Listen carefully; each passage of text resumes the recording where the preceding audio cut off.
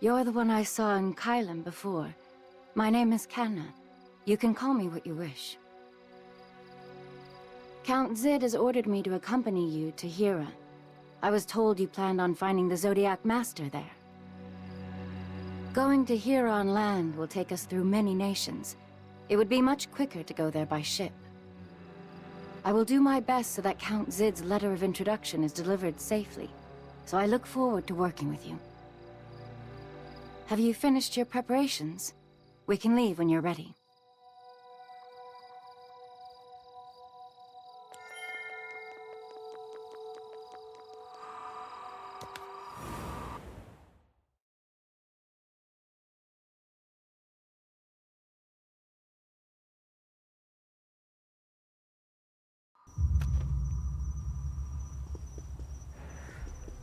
Our destination, Plankland, is beyond this forest.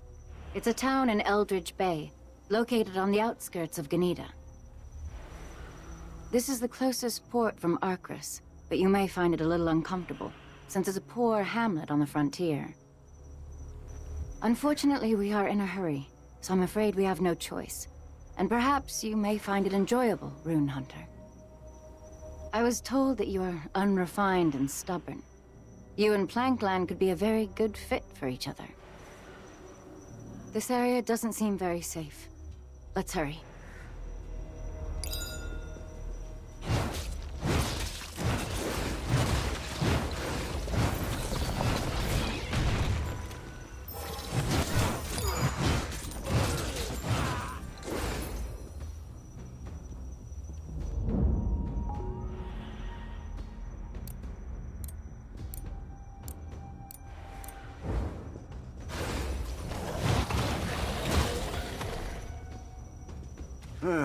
What's this? A traveler in these distant lands. In my experience, there's only two kinds of people you meet in this manner. One is the innocent passerby. The other is an intruder who has business with me. Which kind are you, I wonder? Are you after my life as well?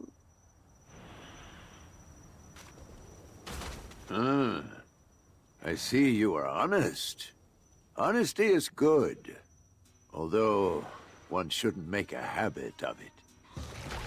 Since you are a rune hunter, you must be experienced in combat, yes?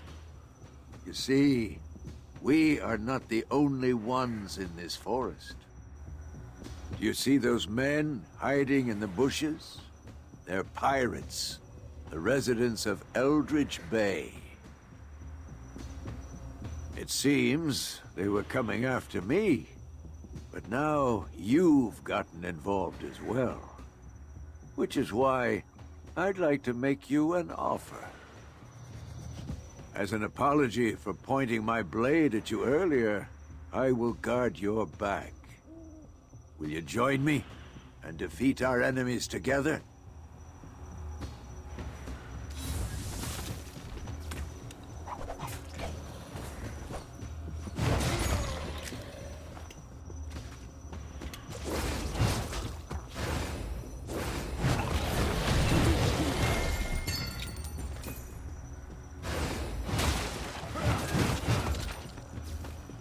The creatures here are quite strange. They seem to be infested by something, but I can't tell what exactly. They're mumbling strange things and appear to be diseased. The Count didn't say anything about this. Perhaps it happened rather recently. We should be careful. I can take care of myself, but it would be inconvenient if you were infected. I set up a camp, so you should get some rest. I'll keep watch outside.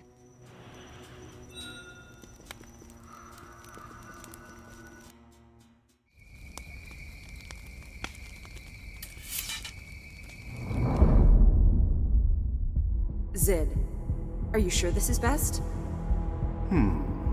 What choice do we have? The Rune Hunter. They know too much. Still, you can't take Kanna.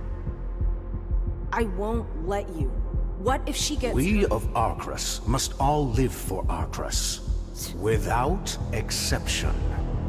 Aren't you the one who created that rule, Messier? Sid, you...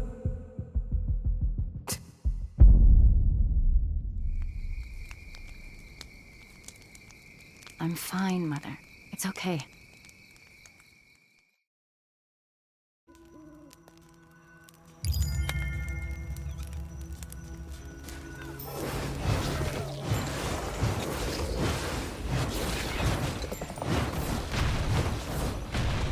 You're awake. I didn't wake you because you were fast asleep. I noticed you were drooling earlier. It's fine. I completely understand. It's not like you can learn proper manners in one day. We'll be in Plankland soon. We should start looking for a ship as soon as we arrive.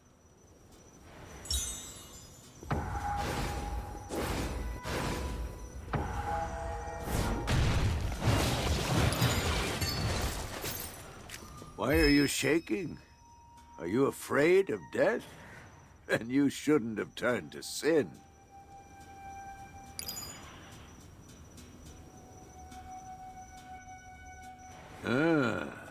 So you wish to forgive this youngster. You are very compassionate. The worst habit to have. And what if I refuse? Will you cut me down and save this boy who tried to take your life? No worries. I suppose we can leave one alive as an example. Be grateful for the kindness of this outsider, boy.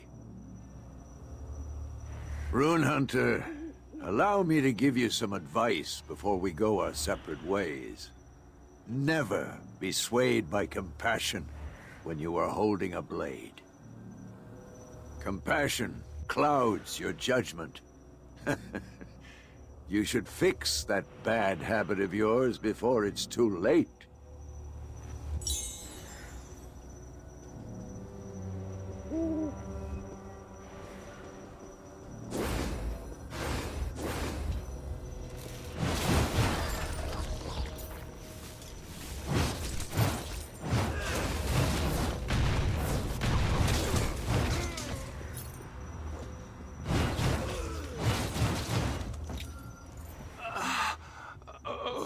Who's there? Beetle Bill? Glassjaw Joe? I think I bled too much. I can't see anything. Hey, if it's all right with you, can I ask you a favor? Inside that tent is a small key. Please bring it to me. This chest, it's nothing expensive, but it contains everything I have. All the money I saved before I ended up like this. A comfy bed, some walls to keep the rain out, a warm fireplace, and a full table. I almost had it. I want to see it before my hands grow cold. Please, find the key for me.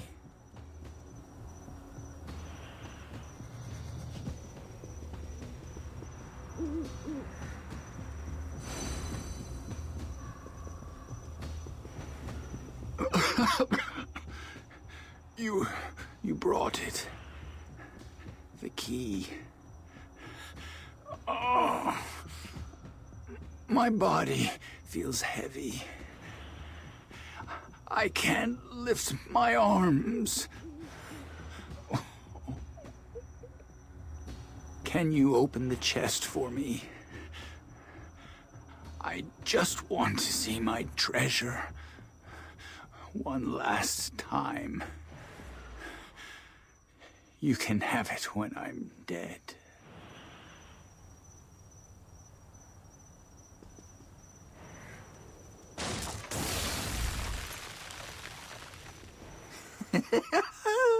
Hey, too bad. I was hoping that would kill you.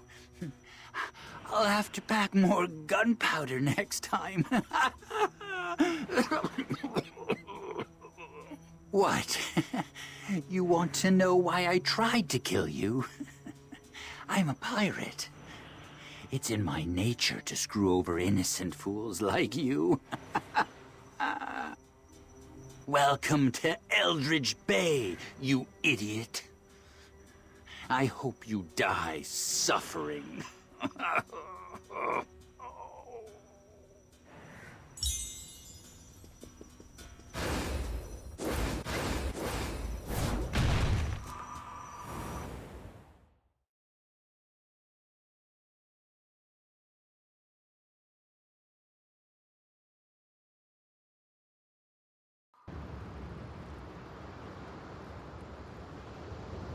Excuse me, I have a question.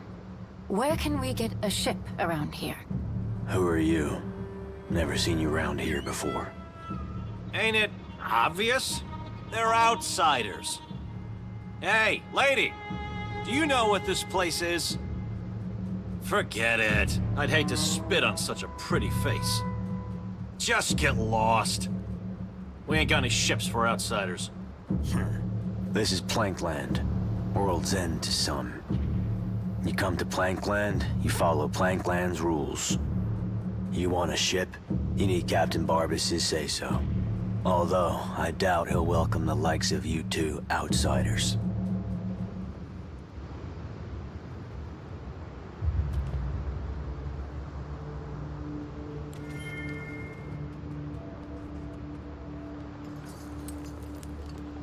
I expected as much, but things seem worse than I thought. Judging by their attitude, we should be careful for a while. I wonder where we can find this Captain Barbas, though. It seems we'll need his permission to gain access to a ship.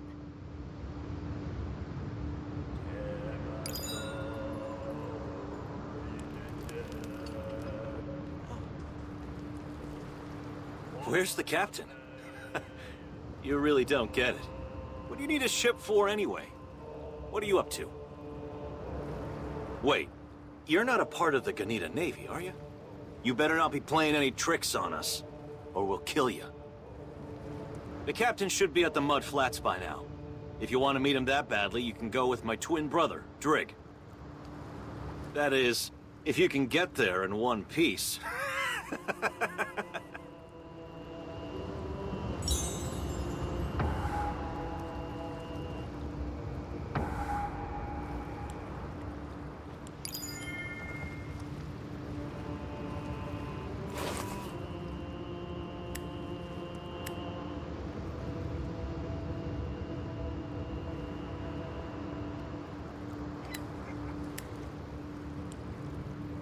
When I first witnessed Vesper's power in battle.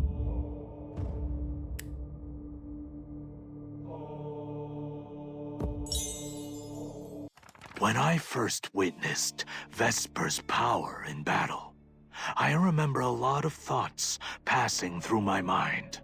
Normally, anything that is related to the gods is depicted to be holy. But Vesper's powers were far from being holy, and its effects did not particularly side with anyone. It was purely faithful in spreading poison and plague to guide every living being to death. The people of Artemis were probably immensely shocked by this phenomenon, realizing that the god they had believed in for their entire lives does not differentiate between good and evil. With the poison sting obtained from defeating Vesper's powers, you could recall the eyewitness story Salvis had shared about Vesper during the Zodiac War. Salvis mentioned that the people of Artemis were probably immensely shocked, realizing that the god they had believed in does not differentiate between good and evil. Based on his words, you briefly thought about the possible reasons why any god would side with humans.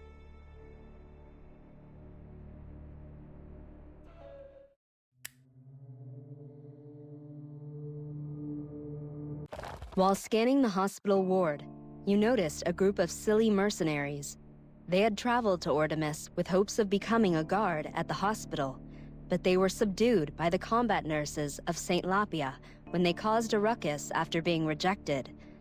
You were deeply impressed by the nurses who trained themselves to protect the hospital. Perhaps that is why you felt the spirit of the old Arcris warriors from them. You ran into Perfumer Grass while wandering around St. Lapia Hospital. He was very interested in the incense that protected the hospital from the dead. But Grass suddenly went into a seizure after consuming the contents of the incense. Nurse Poppy thankfully came over to treat him and told you about the Abyss Stone used to make the incense. Learning the truth about the incense, you became even more curious about it. How are the dead who were raised by Serpent's power affected by the incense? And why do they avoid the hospital because of it? At the graveyard, you ran into Nurse Cecilia, who was standing next to the grave of a dead patient. She had lost the will to continue on after watching her patients continuously die under her care. All living things come to an end eventually, but no one can deny that facing death can be very sad, especially the death of someone you tried to save. Mortician Hume has asked for your aid. He has lost all respect for the dead as they kept waking up from their rest. When you took care of all the risen dead for him, Hume showed his appreciation as he could finally spend the day in peace. You prayed to whoever Hume believed in, with hopes that he would feel a bit less guilty about the current situation. The grave robber you met at the graveyard told you that this is the ideal time to loot all the graves without much effort, and asked you to join him in the secret heist. You realized that this is a terrible thing to do, but still searched all of the open graves with some hopes of making a fortune. And a box you found actually contained some precious burial goods. Accepting the head nurse's request, you went out to the graveyard to search for a nurse named Hayer. Hoping to become a great doctor, Hayer was researching new medical techniques by performing strange experiments at the graveyard. And surprisingly, the monster that was created based on his theory came back to life.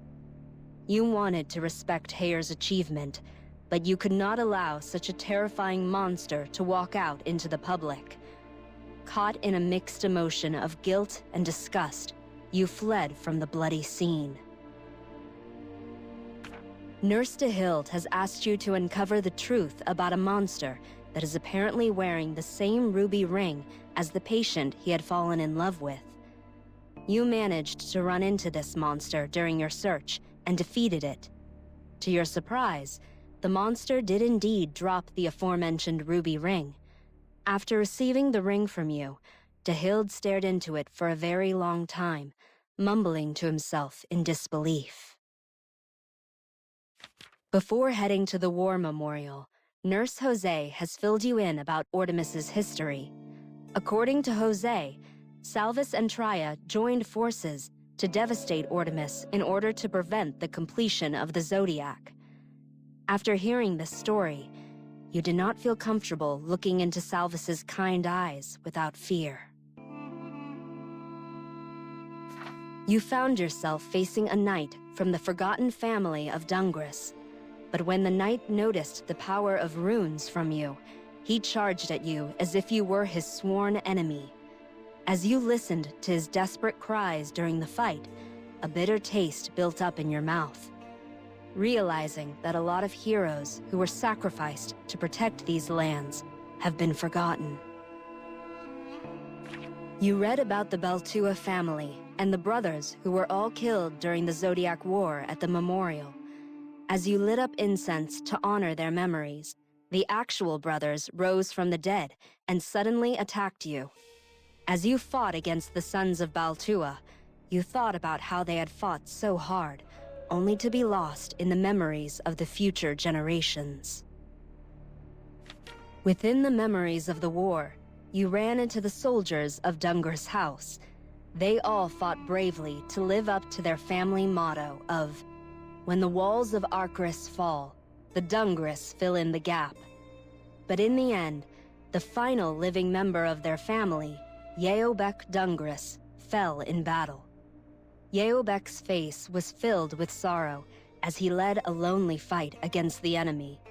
But for some reason, as he drew his final breath, his face was suddenly filled with a peaceful smile, as if he had just returned to the warmth of his home. The underground wine cellar had already been destroyed by the Tria forces, but by the request of the Ordemis soldier Vint, you managed to gather up some of the leftover wine in the oak barrels and delivered them to the injured soldiers. But one of the soldiers spoke in fear as she thought about the festive past disappearing like a mere dream. Listening to her words, you reminded yourself that war is something that should never occur. While speaking to one of the nurses in St. Lapia Hospital, you felt a chill running down your spine as you listened to her speak of a story you read in one of the experiment logs in the laboratory. Were those experiment logs really recorded based on the patient samples of the hospital? As you heard Nurse Jenna's request to greet her mother during your travels, you felt another burden weighing down upon your heart. When you ran into a researcher who had been disposing the defective subjects on his own, you decided to hide your identity and help him. He had asked for you to retrieve some of the articles that belonged to the defects as proof. With a sense of guilt on your shoulders, you slowly gathered the requested articles.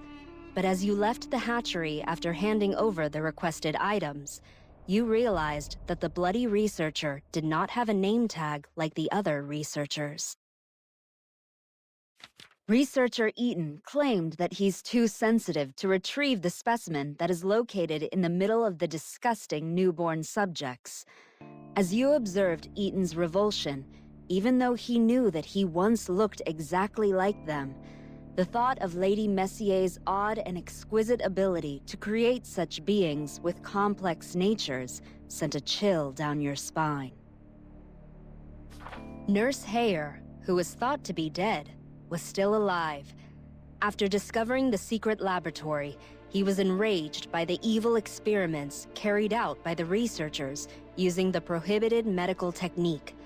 But as you watched Hayer massacre the researchers with the monster he created, you realized that Hayer was slowly falling apart. But Hayer did not seem to care as he began to lecture you about how he managed to make his own dream while you had none. Researcher Lil was testing out the attack phrases of his test subjects. Subject 779, which suddenly attacked you, was the 50th test he was conducting, but he still did not like the phrase he had chosen this time. Observing Lil's reaction, you wondered if all researchers were designed to have unique and eccentric personalities, while all guards were given simple minds. The lamps that have been installed along the path leading to Kylum were the same as those you saw at the graveyard. However, the servants did not seem to realize the purpose of those lamps. After listening to Hannah's request, you were able to save Evan by turning off the lamps. But based on their reaction, you couldn't help but wonder if they were just really good actors or if they really had no idea about the lamps. As you got closer to the mansion, you ran into a smuggler who had sneaked into the mansion, as well as gamekeeper Whistler, who was capable of controlling birds by whistling, and Lisbeth, a strange masked woman. The smuggler had originally been hired by Lisbeth to sneak someone out of the mansion and failed, and Whistler was killed by Lisbeth while trying to stop them. You decided to keep quiet about this incident, as advised by Lisbeth. But as you left the scene, you couldn't help but think about the relationship between Lisbeth and the maid she was looking for. The tradesman you met while traveling to Kylum was having trouble delivering the ingredients into the mansion. He convinced you to make the delivery for him by saying that the chef might make you some food in return, but the food that was served to you tasted horrible. Chef Kim of Kylum sneered at you as she told you that all of the ingredients you had just eaten were rotten because she was just practicing. Just from those words, it felt as if Chef Kim was the most evil being in the world. Heyer had tried to punish Arcris, but it was Heyer who first fell before Arcris. He had lost all of his powers and was abandoned to helplessly despair alone. Heyer eventually met his end, but he did not give up on his dream of becoming a doctor until the end. Those who fall may not have wings, but the dream of flying must start from the bottom. As you stared at Heyer's cold body, you imagined him returning to life as the Doctor of Immortality. After entering the mansion, you ran into the mysterious masked assassin Lisbeth again. She had risked her life and returned to the mansion in order to save her friend Bedelia. Unfortunately, Lisbeth got caught in a trap and lost her life, but her final request was to never let Bedelia know of her death. When you finally found Bedelia, you did not mention Lisbeth's death as promised, but Bedelia's eyes teared up as she said goodbye, and you realized that you failed to keep your promise. Due to the acquired habit of reading all the experiment logs, you unintentionally picked up a diary that was nearby. There, you were able to find all of the orders given by Cruz to get rid of you and Salvis, but when the diary's owner, Steward Taryn, showed up to the scene, you felt embarrassed, having invaded another person's privacy, even though that person is still trying to kill you.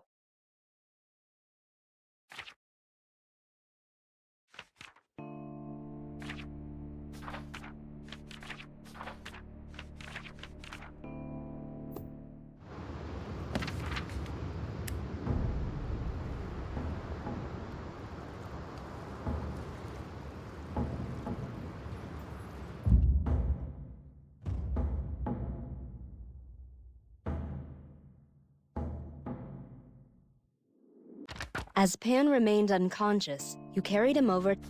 You followed Sal. As you progressed forward, your efforts from the grave. After returning to the hospital, you began your time as you entered Arcris Fortress. During the meeting with all of the Arcris while Salvis was out looking for a different hospital, Gillip came to visit you after hearing your story from the Gravekeepers. His brother was recently announced dead after being infected by the plague, but he continued to question their decision, saying that his brother was perfectly healthy up until a few days ago. You decided to keep an eye out for the situation, thinking that this issue could possibly be used in renegotiating the terms of your stay with the hospital. After some searching, you managed to enter the morgue Gillip's brother was suspected to be in. You were disturbed by all of the records that depicted details of human experiments and memory manipulations from the abandoned experiment logs. While you were busy reading the logs, you got caught by a researcher who was passing by. But despite your concerns, the researcher mistook you for a defective guard who was created through an experiment and did not mind your presence. Learning more about the appearance of Gillip's brother, Miel, you couldn't recall any corpses that resembled him in the areas you had already searched and decided to delve deeper. You found more experiment logs that explained that the people of Arcris were artificially created through the Nobles' human experiments. The logs also explained that the Nobles have extended their lifespan by injecting a substance called Exer, which is extracted from live humans. You decided to keep this shocking truth to yourself and indirectly questioned Salvis about the Nobles of Arcris, but he too did not know what the Nobles were doing behind the closed curtains of Arcris. You returned underground in order to continue your search for Miel, and finally ran into Zeno, who was just about to perform an experiment on Miel's body. You and Salvis were formally invited to join Cruz at their noble mansion, Kylum, But along the way, Salvis noticed that the creatures were purposefully gathered along the forest path and asked you to stay cautious. And as soon as you entered the mansion, you were greeted by a group of soldiers who launched their attacks against you. It was obvious that Cruz had only invited you to Kylum to get rid of you. For a chance to negotiate a deal with Cruz at the roof, you ventured further into the mansion and reached the second floor. There, you were able to discover the gallery, along with the library, which contained paintings and spellbooks that shared stories about the noble's past. You also discovered a memory rune, which contained a story of how the nobles were able to establish the current Arcris, and how they had suffered from several arguments which stemmed from differences in ideals. While heading towards the upper levels of the mansion, you ran into Messier, who was calmly smoking her exer. As she said, there were a lot of interesting things along the way towards Cruz. All of the past memories of the nobles were scattered across each of their rooms. You assume that even though the nobles outwardly seem like they own everything, on the inside, they are constantly tormented. After finishing the duel against Cruz, you insisted Salvis explain about Cruz's comment of Salvis being a war criminal. Salvis admitted that he participated in the Zodiac War, but denied any allegations regarding the destruction of Artemis. You remembered the odd tremor within the memory rune at the War Memorial, and decided to check it out once again. But this time, you were able to witness a past that was a lot different from the claims made by the people of Arcris. The nobles of Arcris had summoned the power of Vesper through Saint Lapia's prayer stone. But Vesper's plague did not differentiate ally from foes, devastating all life while corrupting the lands.